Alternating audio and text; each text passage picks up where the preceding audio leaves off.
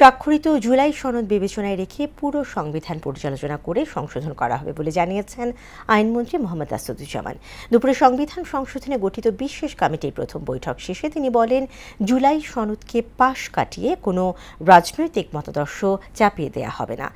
এর আগে স্বরাষ্ট্রমন্ত্রী এবং গঠিত কমিটির সভাপতি সালাউদ্দিন আহমদ বলেন, সকল অংশীজনের মতামতের ভিত্তিতে সংবিধানের 18তম সংশোধনী আনা হবে।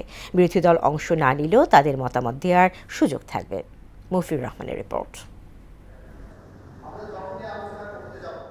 বিরোধী দলের সদস্য ছাড়াই সংবিধান সংশোধনী গঠিত জাতীয় সংসদের বিশেষ কমিটির প্রথম বৈঠক অনুষ্ঠিত হয়েছে। এতে জুলাই সনদে থাকা সংবিধান সম্পর্কিত মৌলিক সংস্কার প্রস্তাবগুলোর ভবিষ্যৎ কাজের ধরন ও প্রতিবেদন জমার সময়সীমা সংক্রান্ত কর্মপরিকল্পনা চূড়ান্ত করা হয়েছে।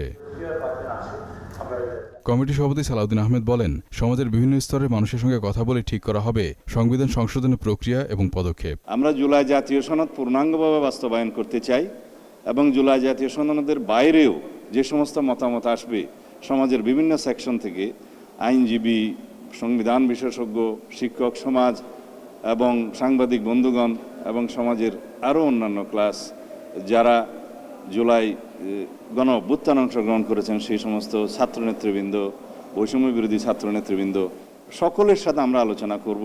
তিনি জানান, জুলাই সনদের 48 সুপারিশের যেসব বিষয়ে বিএনপির নোট অব ডিসেন্ট ছিল সেগুলোকে সেভাবে পর্যালোচনা করা হবে। বিরোধী দল কমিটিতে অংশ না নিলেও তাদের মতামত নেওয়ার সুযোগ রয়েছে। 48টার মধ্যে অনেক কিছু আছে আমরা এগ্রিড হয়েছি রাজনৈতিক সমঝোতার দলিল হিসেবে জুলাই জাতীয় সনদে, সেগুলো তো আমরা নেবই। আর যেগুলোতে আমরা নোট অফ ডিসেন্ট দিয়েছি সেগুলো নোট অফ ডিসেন্ট আকারে নেব।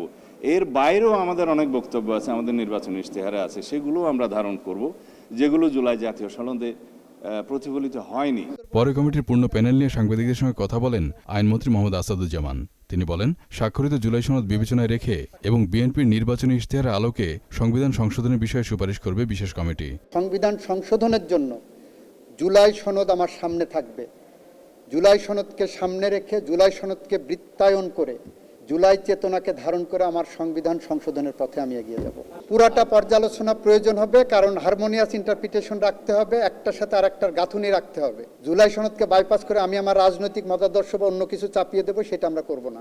17 সদস্যের কমিটির 5টি পদই বিরোধী দল জামাত ইসলামের জন্য রাখা হলেও বৈঠকে তারা সদস্য পাঠায়নি। এ বিষয়ে মন্ত্রী বলেন, বিরোধী দল যে কোনো সময় কমিটিতে নাম পাঠাতে পারবে। বিরোধী দলকে অবশ্যই তাদেরকে তাদের সুপারিশ নেওয়ার জন্য যা যা করণীয় সব করব। মফির রহমান, মোহনা সংবাদ, ঢাকা।